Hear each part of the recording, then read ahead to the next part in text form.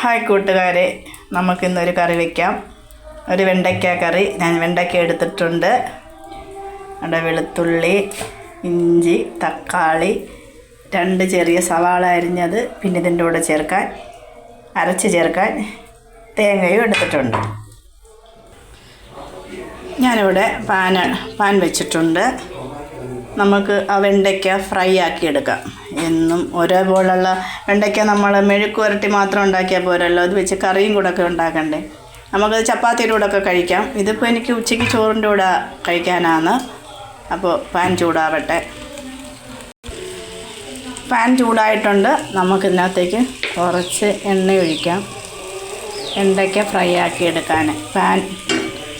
Pan പുതിയതാണ്, വാങ്ങിച്ച് തന്നതാണ്. അപ്പോൾ നമുക്ക് കുറച്ച് എണ്ണ മതിയല്ലോ. എണ്ണ ചൂടായിട്ടുണ്ട്. നമുക്ക് വെണ്ടയ്ക്കതിനകത്തോട്ടിടാം.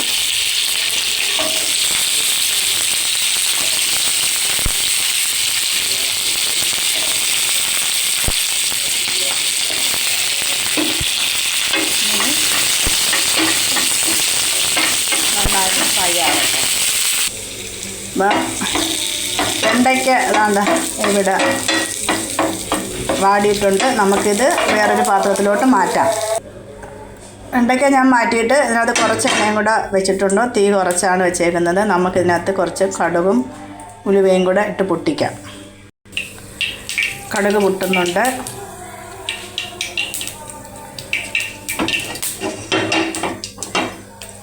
അത് 2 വറ്റൽമുളക് കൂടി ഇട്ട്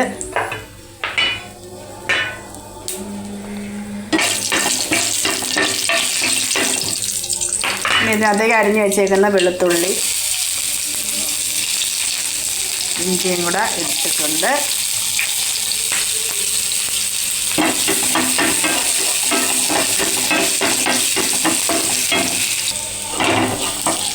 വെളുത്തുള്ളിയൊക്കെ ചുമന്നിട്ടുണ്ട്. എന്നിട്ട് നമുക്ക് ചെറുതായിട്ട് അരിഞ്ഞ് വെച്ചേക്കുന്ന സവാള ഇതിനകത്തോട്ട് ഇട്ട് കൊടുക്കാം.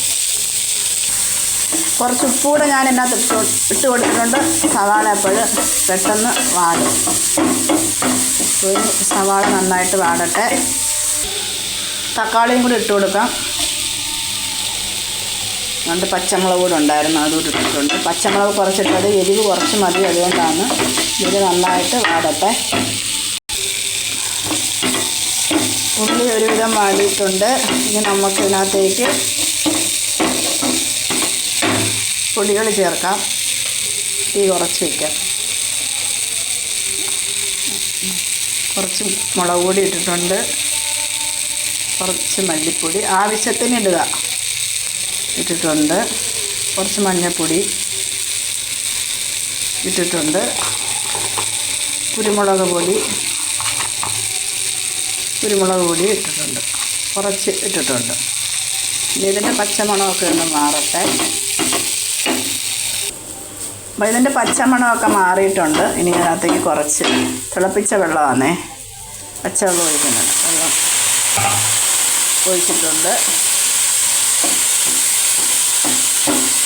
ഇത് ഒന്ന് നന്നായിട്ട് ഒന്ന് വേകട്ടെ.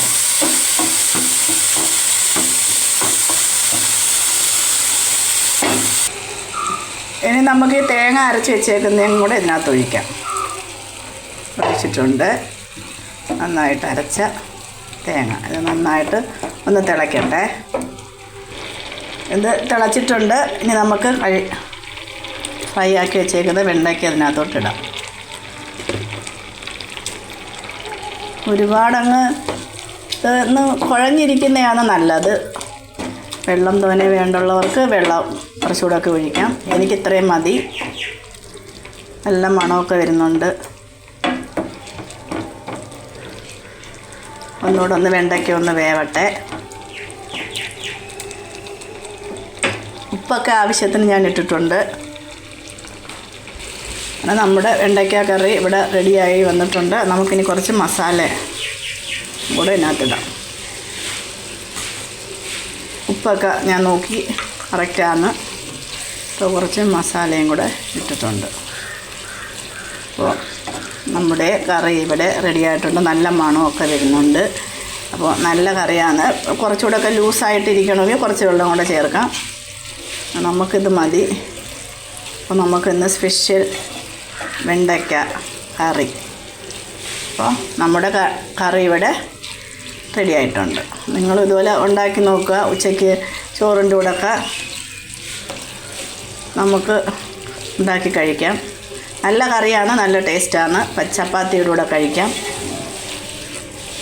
വൈകുന്നേരത്ത് ചപ്പാത്തിയുടെ കൂടെ വേണമെങ്കിൽ ഇതുപോലെ ഉണ്ടാക്കി കഴിക്കാം. അപ്പോൾ നമ്മുടെ കറി ഇവിടെ റെഡി ആയിട്ടുണ്ട്.